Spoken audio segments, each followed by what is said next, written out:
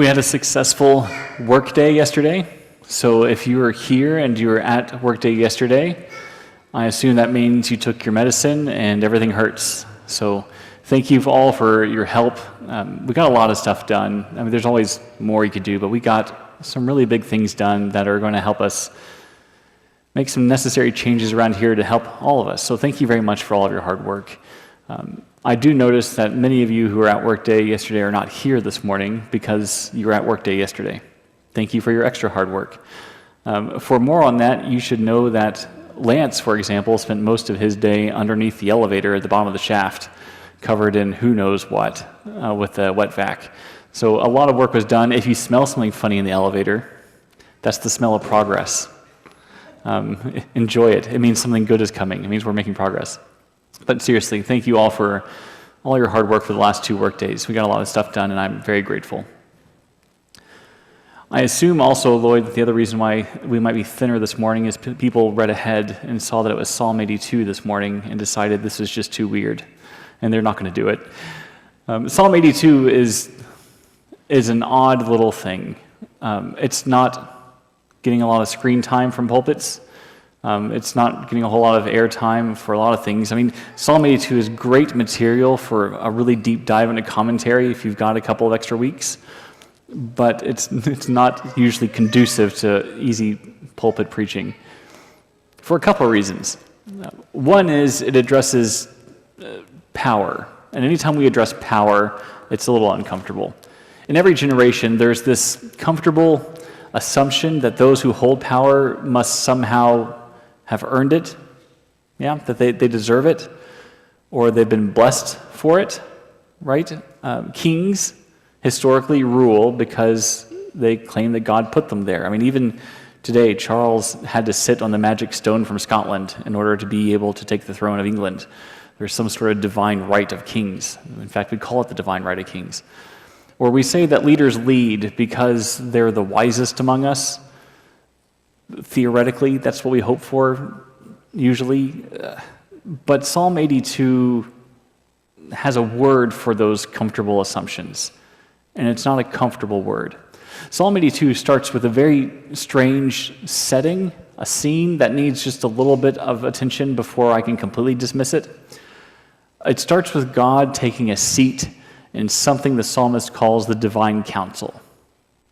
And even if you just want to gloss over that and say whatever that means and just ignore it, that's fine, except the next couple of verses also say things like, and then God spoke to all the other gods and said, and now what do you do?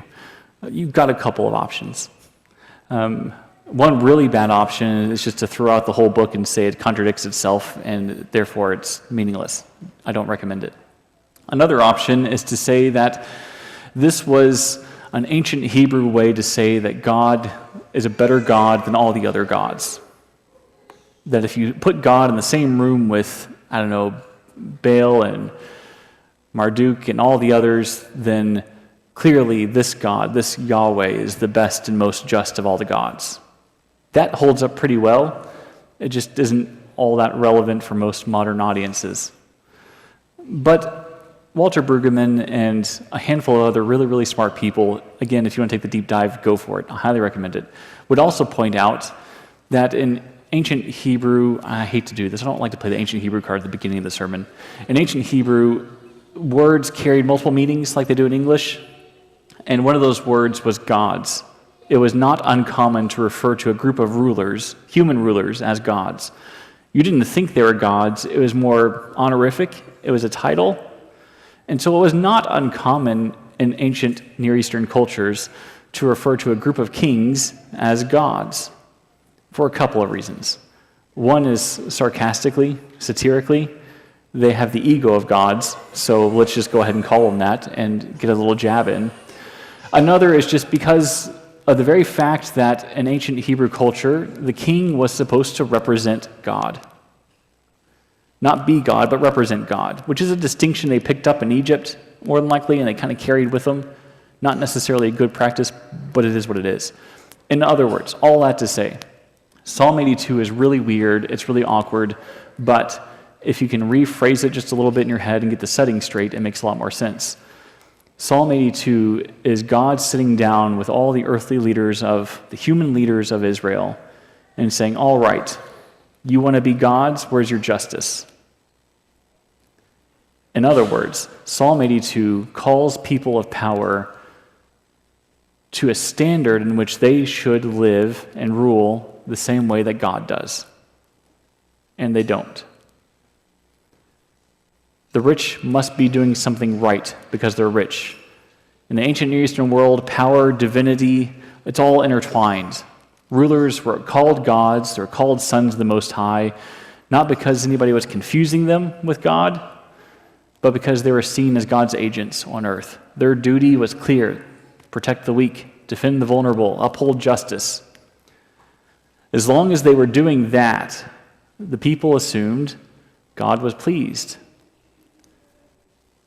But comfort is a dangerous thing, and comfort convinces us that nothing needs to change. It blinds us to the cracks in the system, and if injustice is not directly hurting me, then I guess surely all must be well. In the worship life of Israel, psalms were sung that celebrated God's justice as the very foundation of the world. God was the righteous judge, the rock of salvation. But even those songs of justice could become background noise if no one paid attention to what they meant.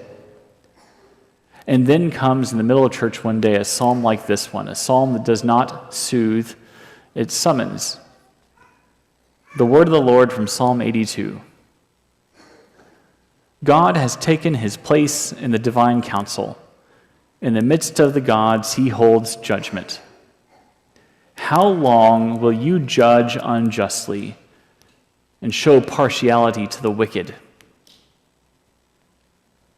Give justice to the weak and the orphan. Maintain the right of the lowly and the destitute. Rescue the weak, the needy. Deliver them from the hand of the wicked. They have neither knowledge nor understanding. They walk around in darkness. All the foundations of the earth are shaken. So I say, you are gods, children of the Most High, all of you. Nevertheless, you shall die like mortals and fall like any prince. So rise up, O God, judge the earth, for all the nations belong to you. The psalm opens with this heavenly courtroom. The gods, whether earthly rulers or spiritual powers, take their seats, perhaps expecting some ceremonial affirmation of their work, the proverbial pat on the back. Instead, the judge enters and levels an accusation. How long do you plan to keep judging unjustly and showing favoritism to those who are wicked? No context, no preamble, no water cooler talk, no how's the weather, it's been hot this summer. Just straight to the point. And the word falls like a hammer. The charge is devastating. There's no room to run. The doors are blocked. The judge has taken the seat. They have failed to defend the weak. They have neglected orphans. They have allowed the poor to be trampled. They have not rescued the oppressed. In fact, they have been oppressing the oppressed. These rulers were supposed to be God's representatives, but they have twisted justice into something self-serving, and so God sits down and says, I saw that. What you thought you could hide, I saw it. Jeremiah's voice joins in from our first reading. Same council meeting, seems like, same point at least. God's word is not just empty, it's this fire that consumes, it's the hammer that shatters stone, it's the Lord saying, do you think I'm far away and can't see what you're doing? I was right there. I saw every deed, every word. I know every one of the schemes that you've been plotting. You can't hide anything. And years later, it seems Jesus was at the same council, because in Luke 12, he says the same thing. I've come to bring fire to the earth, and how I wish I had already kindled it. You thought I was here to bring peace to the earth. No, it was division. This is the part of the gospel that doesn't fit neatly on a greeting card. This is not the thing you're going to find scribbled at the bottom of a random Dollar Tree card that you're trying to send somebody who's sick. This is not the quotable Jesus that shows up on bumper stickers and cross stitches. This is the part of the gospel where Jesus refuses to allow a false peace to stand. This is the Christ who will not permit injustice to go unchallenged. If we listen carefully, we realize that this is not just about those rulers or corrupt systems, or even current rulers or corrupt systems. This psalm, this fire, this hammer is aimed at anyone who would represent God and do a poor job. Injustice thrives not only where there is an active oppression. History has shown us that it also thrives where there is a passive silence. We can be complicit without even realizing it.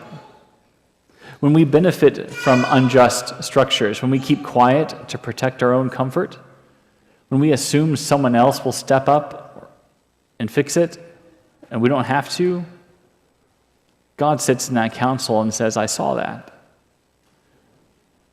Because Psalm 82 is a disruption. That's what it's supposed to be. It is God walking into the room where we have carefully arranged our assumptions and says, this is not how things will stand. This is not how we do things here. But there is a strange mercy in all of this judgment. In fact, I think the judgment that Psalm 82 delivers is an act of mercy itself. The judgment of all of these texts is not simply to tear down. It's not only destruction. There's an invitation to it. God does not only condemn the rulers, he calls them back to their original vocation. Yes, you've been doing it wrong. I've watched you do it wrong. Let's start doing it the right way. Give justice to the weak and the orphan, maintain the right of the lowly, the destitute, rescue the weak, the needy, deliver them from the hand of the wicked. There's this recommissioning, this recharging of what they're supposed to be doing. There's a second chance baked into this judgment. If God assumed, and rightly so probably, that there is no possibility of change, that this is just the way it's going to be, do you think God would have bothered to walk in the room and talk to them anyway? I don't think so. The plan was never just to disrupt. The plan was to disrupt for the sake of reorganizing underneath something better. This is what they were meant to do all along. It's what we're meant to do. God does not leave us to figure it out on our own. Never has, never will. The letter to the Hebrews draws us into this great cloud of witnesses, people who lived by faith in the face of injustice, who chose obedience to God over the approval of the powerful. They endured suffering, rejection, exile, even death, trusting that God's justice was real, that God's promises were worth it. And above all, we look to Jesus himself, the pioneer and perfecter of our faith, who endured an unjust cross, scorning its shame, all for the joy of restoring all things. In him we can see that judgment and grace are not opposites. Judgment is the surgical precision of love. Not when we do it, but when God does it. Judgment is the cutting away of what destroys so that life can flourish. We often call that pruning. And when God shows up differently than we expected, it's often through this pruning, this purifying work. A word that can feel like a hammer, but is also the same word that sets captives free. The fire that consumes is also warm and illuminating the path of the faithful. God's judgment itself is a grace with its sleeves rolled up. It's God saying, I love you too much to let you keep doing this. We can do better. So what does it look like on the other side of this courtroom scene? It means if we take our seat, not as spectators, but as participants in this divine council, if we are going to bear the name of God out into the world and sit in that room on one of those chairs, we are participants in God's justice. If Psalm 82 is God's charge to the rulers, then it becomes our commissioning too. Defend the weak, uphold the cause of the poor, rescue the oppressed. And that means we have to examine ourselves. Where have we become comfortable with the way that things are, even if it means harming others? Where have we been silent because speaking might cost us something? You don't like those questions, I don't like those questions, but they are necessary ones if we want to walk in the ways of Christ, to be ambassadors of God in this world. And that means we move toward action. And that's going to look different for each of us, isn't it? Some may be called to advocate publicly for those whose voices are ignored. Others may serve quietly but persistently in ways that restore dignity and hope. And still others of you might leverage their resources to create opportunities for those without resources and opportunities. But all of us are called to live in such a way that if God were to convene the room to sit among us in the divine council, that our lives would give evidence of justice done in God's name, not injustice. Our lives themselves become part of God's answer to the prayer that His kingdom come and His will be done on earth as it is in heaven. How do you think that's going to be accomplished without us doing those things, doing God's will here on earth as God does God's will in heaven? It's a two-part system. Today is a really weird Sunday for me, and I debated saying this or not saying this because it's absolutely irrelevant to all of you, but I just feel really squidgy today because today is the very last service of the church I was working at in Arizona before I came here. They're closing their doors. They're done. And that feels weird. I know you're not going to feel what I'm feeling, but that's weird. It's sad. It's disheartening. They dwindled into non-existence until all they could do was send out a mass group text this week to everybody in the database who's ever gone to the church and said, we're closing our doors and we'd like to celebrate with you one last time. And then that's going to be the end of it. And I don't know what they're going to do next. The legalities, the process of shutting the doors of a church are awful because you have to figure out what to do with things, with resources. What do you do with the stuff in the church? What do you do with the building itself? What do you do with the people? Where does it all go? Somebody who got the group text, besides me, sent me a text and said that they feel especially weird because this is the second church they've been a part of that's closed this summer. And they don't know if that means that it's their fault and the curse is just following them around and every church they're going to be a part of is going to close. And they don't know what to do with that either. And they're off deployed somewhere right now and they can't even be part of this closure process. And then Faith finds a story this week that she tells me about yesterday, of all days, of a Lutheran church in Madison, Wisconsin that's closed their doors last year. It's going around, and again, this is completely irrelevant. If you're reading too much into this, don't. We're not closing our doors. Everything's fine here. But around us, it's everywhere. This church in Madison, Wisconsin, was going to close their doors last year, and they probably talked about it for several years before that. In fact, I know of another church in Madison, Wisconsin that's trying to close their doors in the near future. But this particular church, St. John's in Madison, wanted to do it the best way possible, I guess, if there is such a thing. So they destroyed the building. They just knocked it to the ground, leveled it, because the real estate was much more valuable than the building was. And then they petitioned the Lutheran organization to build something else there. A 10-story skyscraper right in the middle of downtown Madison. And there's going to be a worship space for the church in that building, but much, much smaller and kind of more like a conference room than anything else. And there's going to be a couple of businesses on the lower level. And then they put in 130 apartments in the upper floors. 108 of those apartments are going to be made available as low-income housing. And they decided that was the best use of their role in this council of God's justice. That if they couldn't survive the way that they always had for 200 years, that the best next thing would be to make sure that God's justice still had a place in that place in Madison, Wisconsin. And nobody liked it. It was hard. It was different. But you got to give them some points for creativity, don't you?